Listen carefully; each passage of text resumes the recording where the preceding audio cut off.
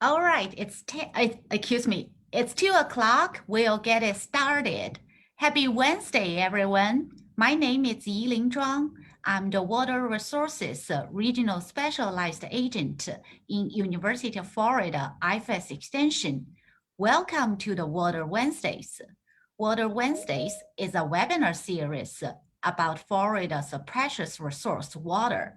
Every Wednesday afternoon at 2 o'clock Eastern Time, we will live stream a 30-minute talk about Florida's water and what we can do to protect it. We host our webinar series on Zoom and broadcast to Facebook Live. If you are viewing on Facebook Live, please be aware of scammers. This webinar is free. Please do not click any links that are not posted by the admin. We have a theme every month. This month, we focus on precision agriculture. Last Wednesday, we briefly discussed technologies commonly used in precision agriculture and their benefits and challenges. This Wednesday, Dr. Sandra Gosman will join us and focus on irrigation. Dr. Gosman is an assistant professor at the Indian River Research and Education Center. Her research focuses on the implementation of tools for better use of water resources in agriculture. She is currently leading the Smart Irrigation and Hydrology program, working in direct contact with citrus producers and stakeholders in Southeast Florida. So now let's welcome today's guest speaker, Dr. Sandra Gosman. Thank you, Jillian, and thank you everyone for being here today. I hope today to have a really nice interactive talk with all of you. Feel free to ask questions along the road. Jillian, I appreciate if there is a question that I may need to stop to answer or so, just let me know and we can stop anytime.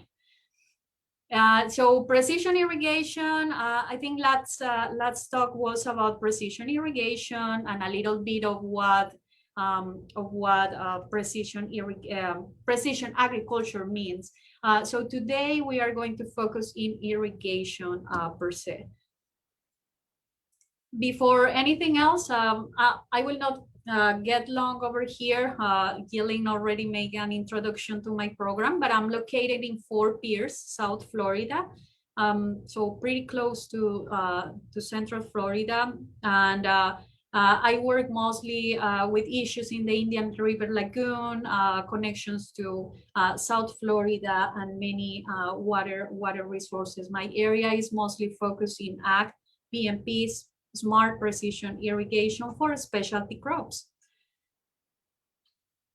So now let's get into detail and let's talk about the water.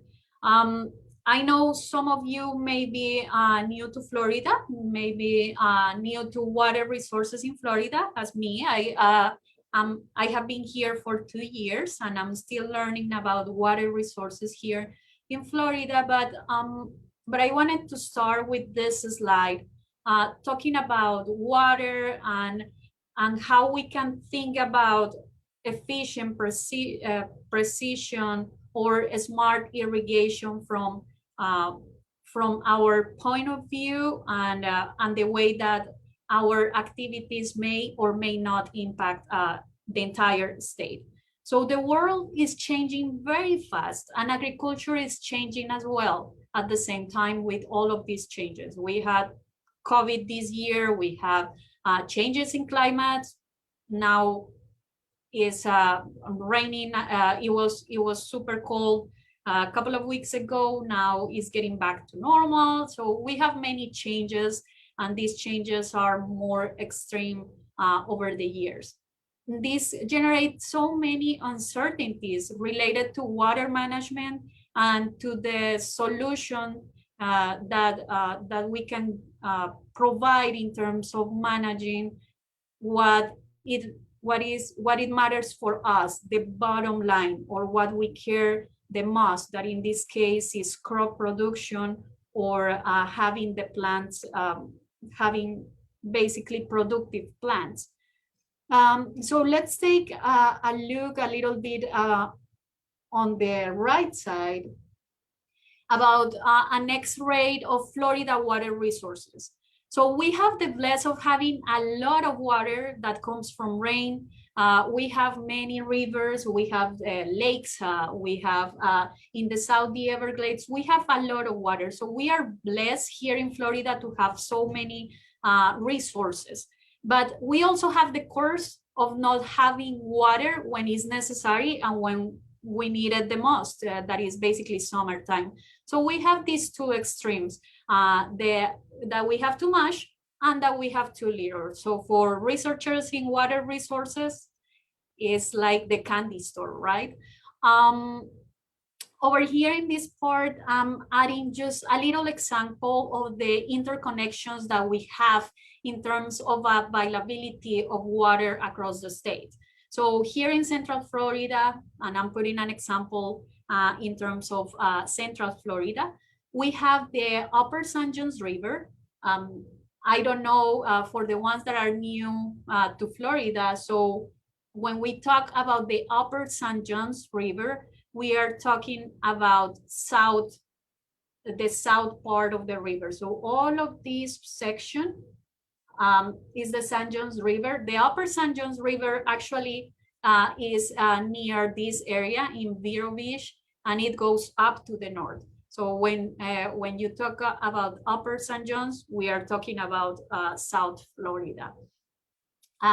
We also have the Indian River Lagoon, which is one of the most diverse aquatic ecosystems that we have in the US. If not the number one, is close to the number one. We also have Kissimmee, the Kissimmee River, which is connected to the Lake Okeechobee and to many other water resources, freshwater sources across the state. So some of these rivers, lakes, the lagoon are connected both up and down of the state. So up and north. So any practice that we do, or anything we do in terms of water resources, will have an effect in the entire state. All practices related to water, meaning both urban or ag or consumption for our daily life consumption, have an impact in the sustainability of water resources. Good impact, bad impact, we don't know, but there is an impact. So anything we do has an impact. I just wanted to show, I always love to show this picture of how the water resources of our own state are connected, and how each one of us play a role in maintaining these water resources for all. But if you are talking about irrigation and managing water resources, especially for ag production, how you pick the irrigation technology that matters the most, how you make a technology that is cost effective for you, that provides the best yield or the best production, but at the same time that is basically being sustainable and not having a negative impact in the freshwater sources that we just described over there. So I'm talking over here about these concepts of something irrigation. So we always hear about many technologies. There are so many technologies coming on to the market that they talk about efficient irrigation, smart irrigation, precision irrigation, better irrigation management, and all of this. Now, how we know what is the best, and how we know how to decide in terms of what we care the most. So I'm going to start like getting explanation of each one of these four points over here. But in terms of ag production, which is a business, what we care the most is production and getting our crop maximum yields to our crop. So water available for the plants is what drives growth. So if we are able to efficiently manage water, then we will have the best production. Then no matter how much or how little water we apply, we will get a certain response from the crop. So before going to the next slide, I just want to talk a little bit more about efficient irrigation and how the word efficient irrigation is kind of the umbrella of irrigation per se. So when we talk about efficient irrigation, is basically the goal we have with any kind of irrigation practice or water management practice that we have in the field. And the goal of efficient irrigation is have more crop per drop. So basically apply the exact amount of water that the crop needs, and also prevents leaching or movement of the nutrients below the root zone. But there are some times when we irrigate and when we apply water to reduce the stress of the plant. So one of the examples is right now, especially for coastal areas here in Southeast and Central Florida, where we have high winds around the area. So the crops are having more, the plants are transpiring more, the soil is evaporating more. And if we have salts in the soil or saline water or salt water intrusion, we may need to start irrigating to reduce a little bit the salinity levels of the soil and take out the stress of the plant. And of course, we also want to have efficient irrigation in order to reduce the energy cost that irrigation requires in order to have water in the field. Now, let's go to this definition of smart irrigation versus precision irrigation. So one of the main points is to differentiate when irrigation is smart and when irrigation is precise.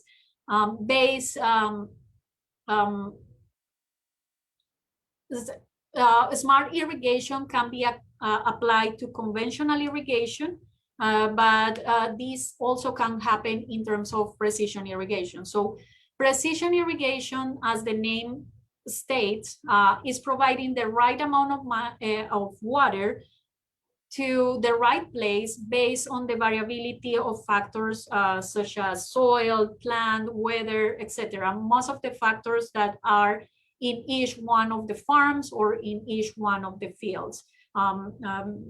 You got a really nice introduction to precision agriculture, but in terms of precision irrigation, we are trying to get to that goal of getting more crop per drop, and that is based on the conditions we have in our field. So a little example that we have over here, I hope you can see this image and the numbers that are there. Probably is too small, but there are many numbers: 38, 49, 6, 56 in this particular image. This is an image of a field, a Google Maps image of a field, citrus field. And in this case, the question is, okay, if we want to apply precision irrigation, we may need to apply water for each one of those numbers that are in this particular map. So we have the number 38, the number 6, the number 49, and the number 56, which means there are 4 different kinds of soil. Then for each type of soil, we should have a different water management or irrigation scheduling plan. Sometimes based on the goals and based on the on each particular field, it's not that cost effective to have to have those 4 different irrigation schedules for each type of soil, but we need to increase efficiency. So for that, we can use smart irrigation. So we are not getting 4 different irrigation setups, but we are getting a lot of information from the field that can help us giving the best case scenario in terms of managing irrigation for our crops.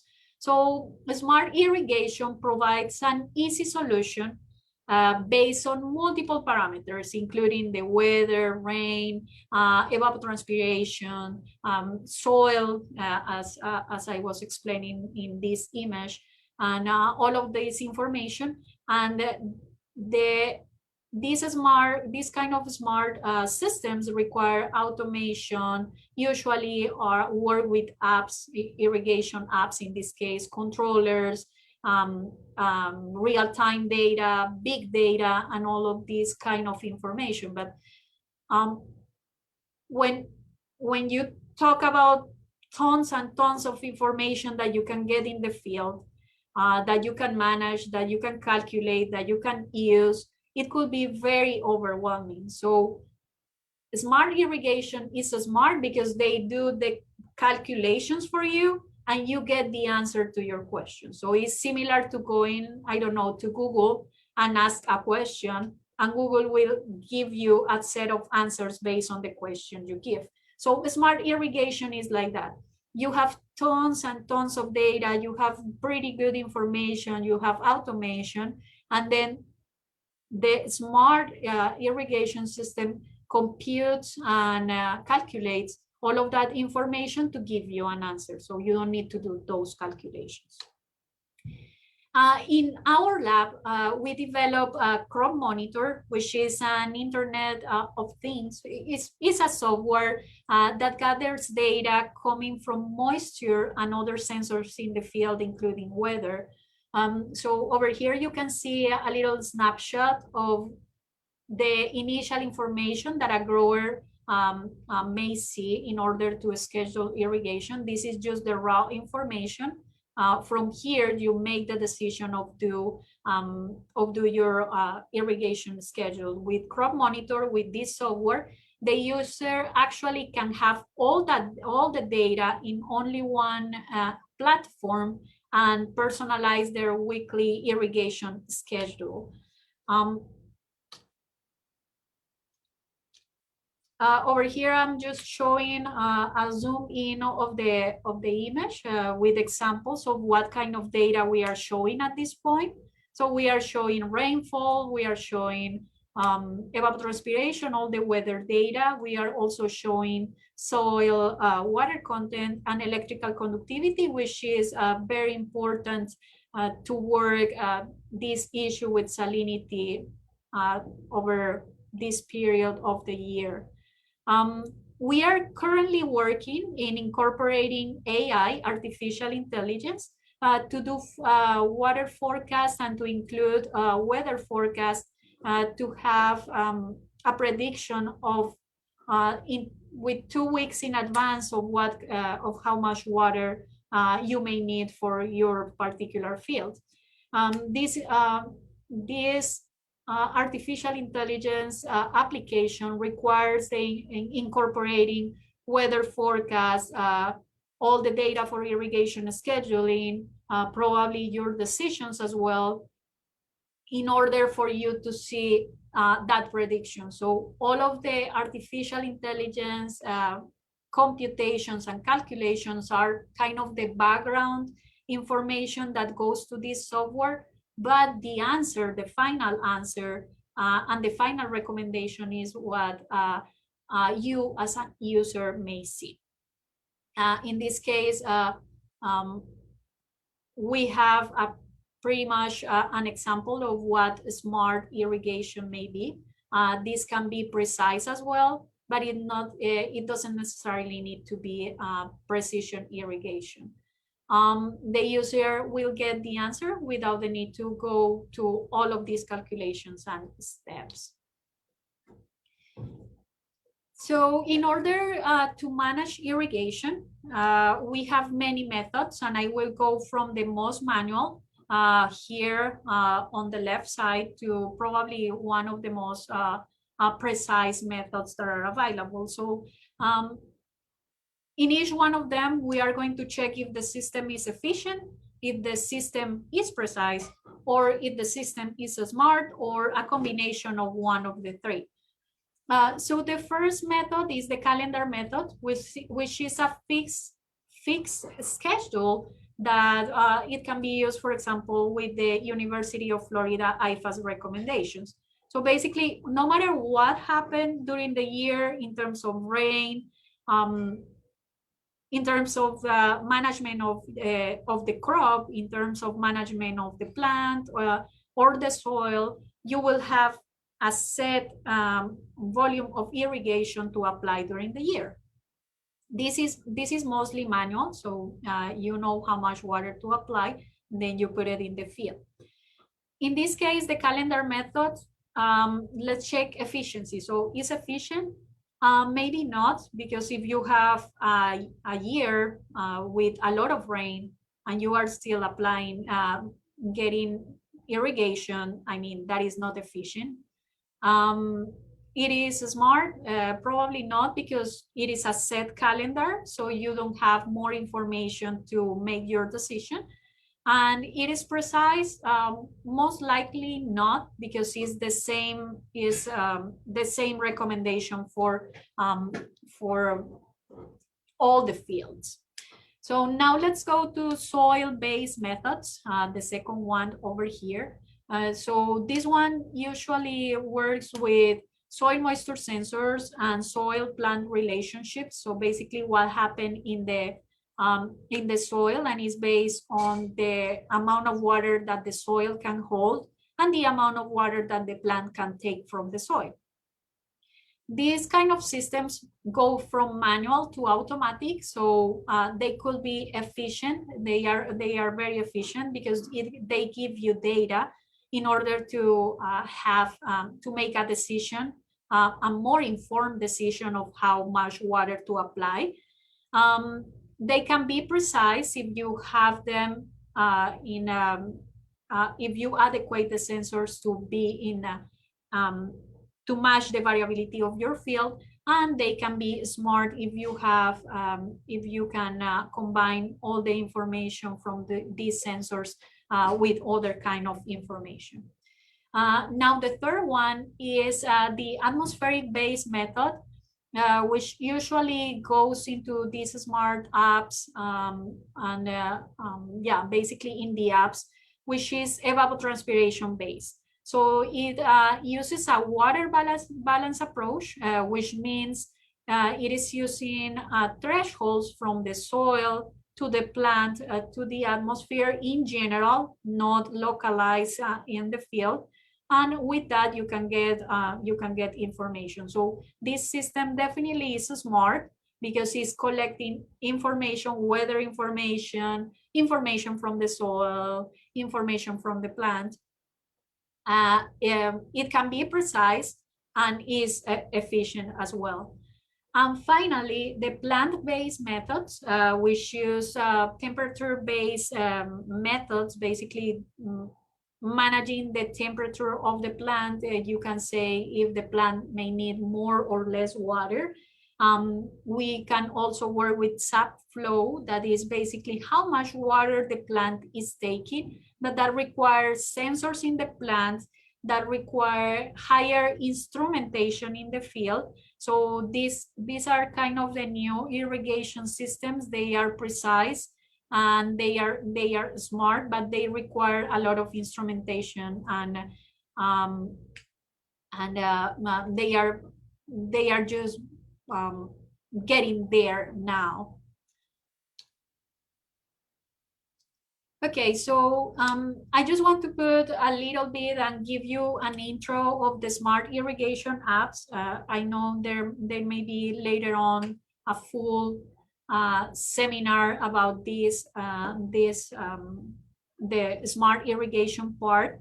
but I just want to make you aware that the University of Florida has already a set of apps that are available for vegetables, strawberry, for citrus, for turf grass, so for urban irrigation, for blueberries, for avocado.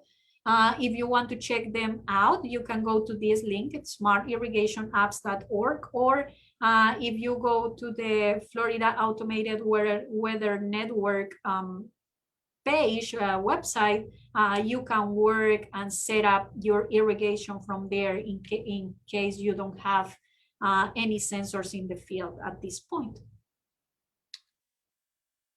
So what are the steps that you need to follow? Basically, register yourself. You can do this in the web or as well using the app. You register yourself at the location where the field or where your application is located. Add a little bit of soil information, register your field, and then find the closest Florida Weather Network station to the field that you are working with. And finally, just check the recommendation. So all of these calculations, all of these artificial intelligence, kind of background information, you don't need to take care of that. The app helps with that. So this is a really good example of smart irrigation. Here's a snapshot of what you can see on the web. So if you go to the Found Network and you go to Tools, Irrigation, then you can see the options that you have available over there. So again, you have strawberry, vegetables, row crop, urban, etc. And this is the kind of information that you will need to include in order to get your irrigation recommendations. This is for this particular set of apps, the recommendations are at weekly basis.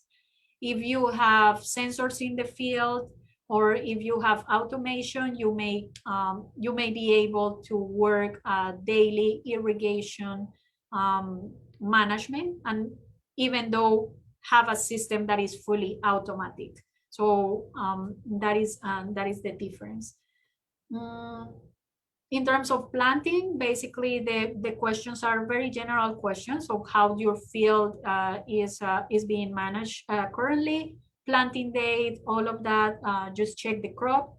In terms of irrigation system, if it's drip irrigation, micro sprinkler, based on the irrigation system you have, you may need to add or efficiency values. So for drip irrigation, usually we work an efficiency of 90 to 95%. For micro sprinkler or sprinkler, we go from 80 to 90, and the other irrigation systems go from 60 to 90, so to 80. So this is information, pretty easy information that you can add to the system. However, if you don't have specific information about the hydraulics or how much flow your system is providing, and the app is asking you for that, feel free to contact us. We can help you with that information. Yelling or any of us, we can work that out with you if you have additional questions. And finally, the weather station that is near your field. With that, I'm going to take a couple of minutes just to summarize what I talked today, and kind of getting kind of the take-home message from this talk. So the take-home message is that any kind of practice we do in the field, any kind of, especially with water management, because it's so highly dependent, the crop growth is so highly dependent on water resources. So you may have an impact in your own crops. You may have an impact in the entire, in the well-being on the entire communities. There may be many impacts. So that is the reason why we focus so much in efficient irrigation, in having irrigation systems that are sustainable, because it saves money, first for all. If you have an irrigation system that is efficient or precise or smart, you will save a lot of money. But second, you will also contribute into the sustainability of fresh water and have good fresh water for the Indian River Lagoon, for example, which is one of the most biodiverse aquatic ecosystems that we have in the area. So this word of more crop per drop, more plant per drop, summarize pretty much what is efficient irrigation over here. Just apply what the crop needs, how to know how much water the crop needs with efficient, smart, and precise irrigation. Yeah, so in order to do irrigation scheduling, you have many options that go from free to options that have an initial cost, but they pay back in the long term in terms of cost efficiency. So they are really good tools, and they will give you a lot of water savings. And here I'm just summarizing the minimum information that you need in order to use the smart apps. If you want to get into that road, you need the location, planting conditions, and a little bit of information about the irrigation system that you are working with right now. But that is pretty much it. With that, I will close my presentation. Thank you all for attending. And I just want to thank my lab and my team. They are all the time working in generating better options for managing irrigation in a smart way and a precise way. So stay tuned. We are developing new tools that are going to be free for everyone, and that may save water in the near future. But I will keep you posted on the developments that we have here at the lab. With that, if you have any questions, if you want to discuss a particular point, I'm pretty happy to expand on any topic you want to talk from the presentation. Thank you so much, Sandra. It is very informative. So if you have any questions, you can put in the chat box. I will read it out so other attendees can also hear the questions.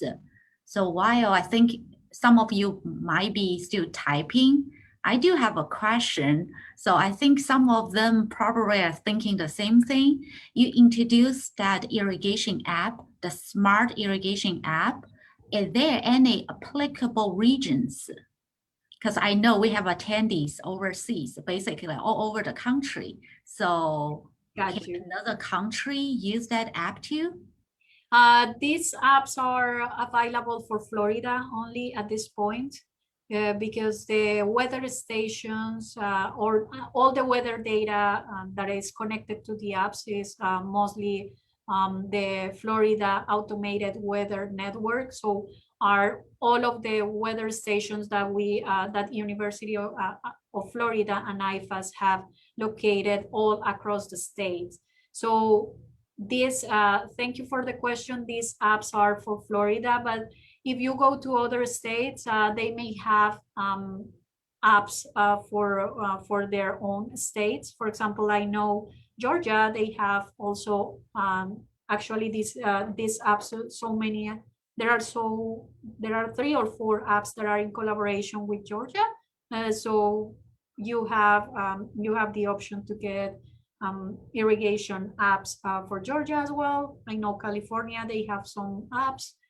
Many other states that are developing these free tools for any user to use. This is United States. If we are talking about other parts of the world, then yeah, we may need to check if there are apps available. And but the most important thing is to work with the weather from your own area. That is kind of the main limitation here. We are working only with Florida weather. Thank you for the clarification. So let me check if we have any questions on Facebook.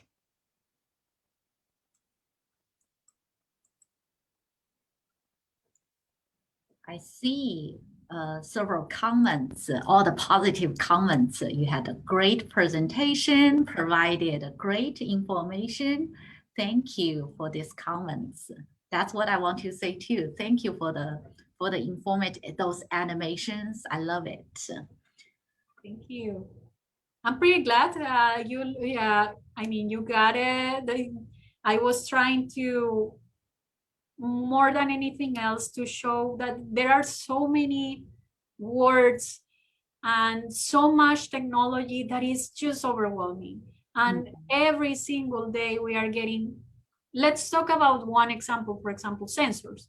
You are getting a new sensor by the day, and that can be very overwhelming when you are trying to decide what to use, how to use it, what is the benefit, and what I want to get from that sensor. I mean, it is a little bit overwhelming, but always thinking in the what is the main purpose of irrigation and why we want to have irrigation in the first place. I think that is the best way to start. So if we want to have irrigation to have more crop per drop, which is usually what we need when we are working with irrigation, then we need to take in account cost, then we need to take in account the variability of the field and the conditions that we have in our own field. With that, we can close a little bit that that black box, if you want to call it in that way, and have a set of conditions to make a decision of the irrigation that you want to apply. Yeah, I agree. Last week we discussed these like one of the challenges for, especially when it comes to technologies. So there are so many technologies to choose from, like which one is the right one or which is the right combination requires a whole set of understanding, not just the technology. It's also what do you really need? What fits the best? So adds a lot of challenges for producers to adopt these challenges. And another, it's the cost. So that's also the question we got with smart irrigation or with precision irrigation. It involves technology. Then how about the cost? We got one question, especially it's for small producers when they have small acreage. So how to make Great question. that cost effective? Great question. Thank you for asking that question. I think that when talking about, let's say, we have a field that is half of an acre, that is pretty small, and then we want to decide precision, smart, irrigation, just irrigation. I usually recommend to work with the smart irrigation. So if you are located here in Florida, take advantage of what we have and use the smart irrigation apps just to start. And that is free. So it will not cost you a single cent, and you will have irrigation recommendations every week. And you can manage the application in the way you want. Now, if you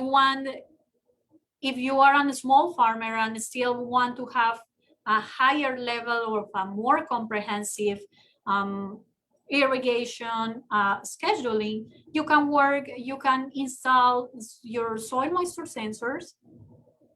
And we have here in Florida co-share programs that help a lot the growers getting these soil moisture sensors in the field, and that will give you really good information that is based on the soil you have, that is based on the roots you have, on the plant you have, and it will give you really good recommendations for irrigation scheduling. At the beginning, you will need to pay some money. If the sensor is fully automated, you will need to pay a little bit more, but I always recommend you going with the more automated way instead of the manual way, just because managing the data is not easy and the learning curve is going to be more expensive than you just getting the automated system. So it is